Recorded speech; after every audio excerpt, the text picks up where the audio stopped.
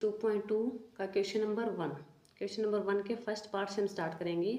90% बच्चे जो हैं वो इनवर्स ट्रिग्नोमेट्रिक फंक्शन से बहुत ज़्यादा डरते हैं कि ये डिफ़िकल्ट है, बट हम आज बहुत इजी तरीके से करेंगे।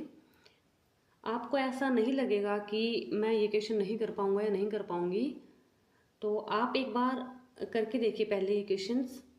उसके बाद जो भी प्रैक्टिस क्वेश्चंस हैं वो आप खुद भी कर सकते हो। जैसे इसका फर्स्ट क्वेश्चन है, फर्स्ट पार्ट में हमें गिवन है cos इनवर्स cos 2π/3। अब मेन हमारा जो मकसद है वो क्या है, यहाँ अगर ये cos इनवर्स हमें गिवन है तो ये जो cos 2π/3 है हमें ये देखना है कि ये किससे बिलोंग कर रहा है, इसके प्रिंसिपल वैल्यू ब्रांच क्या है। cos इनवर्स cos 2π/3, इसमें हमें ये देखना है cos इनवर्स की प्रिंसिपल वैल्यू ब्रांच क्या होगी। cos इनवर्स x की प्रिंसिपल वैल्यू ब्रांच होती है क्लोज इंटरवल में 0 से पाई। तो अब हमें ये देखना है कि जो 2π/3 है वो 0 से पाई में लाई कर रही है या नहीं कर रही है। जैसे ये है first quadrant, this is second, third quadrant and fourth quadrant. अब यहाँ अगर 2π/3 है तो क्या होगा कि 0 डिग्री से पाई तक, 0 से पाई के बीच ये वैल्यू होनी चाहिए कि पाई में से हम कुछ माइनस करें तो या तो ये सेकंड क्वाड्रेंट में रहे या फिर ये फर्स्ट में, इसके बीच में ही रहना चाहिए ये।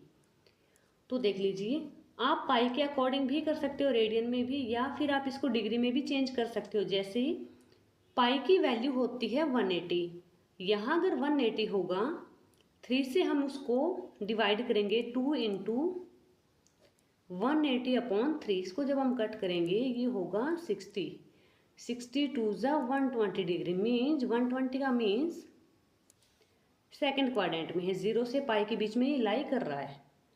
अगर इसी में ही ये लाई कर रहा है, इसका मतलब इसका जो आंसर होगा वो 2π/3 होगा। कैसे?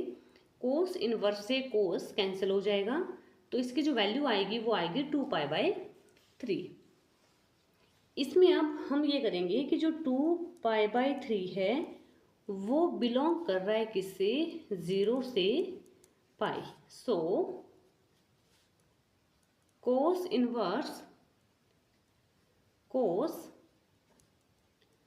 2π/3 की जो वैल्यू होगी वो होगी 2π/3। फर्स्ट के सेकंड पार्ट में हमें क्वेश्चन गिवन है साइन इनवर्स साइन π/3, तो इसकी वैल्यू हमें फाइंड करनी है।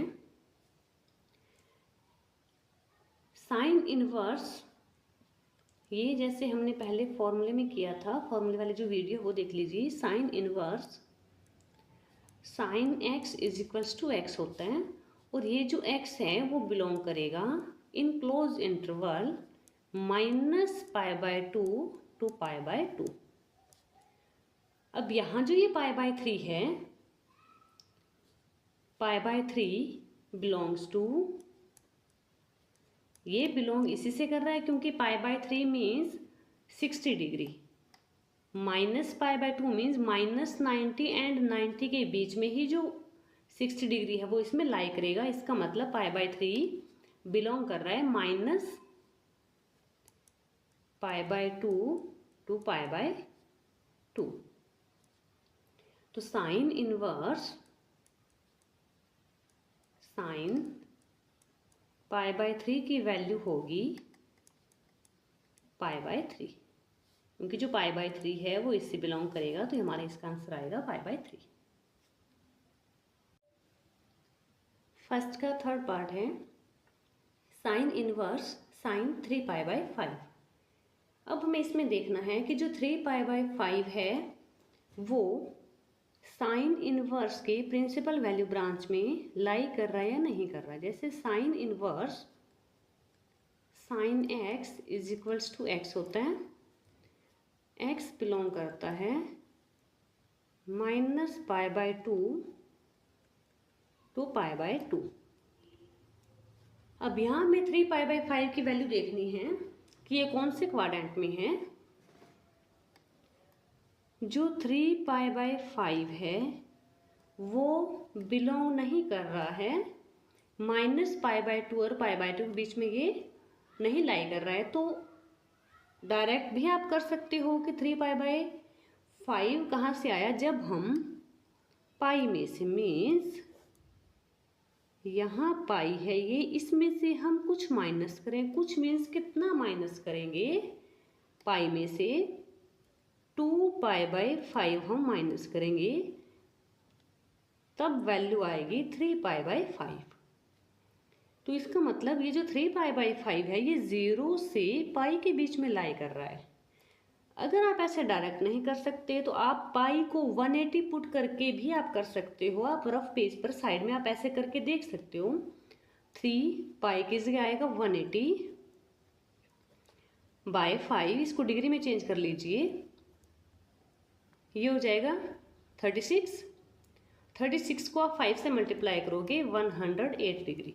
108 कब आएगा, 0 डिग्री से 180 डिग्री के बीच में, यहाँ कहीं आएगा, मीन्स सेकंड क्वाड्रेंट में।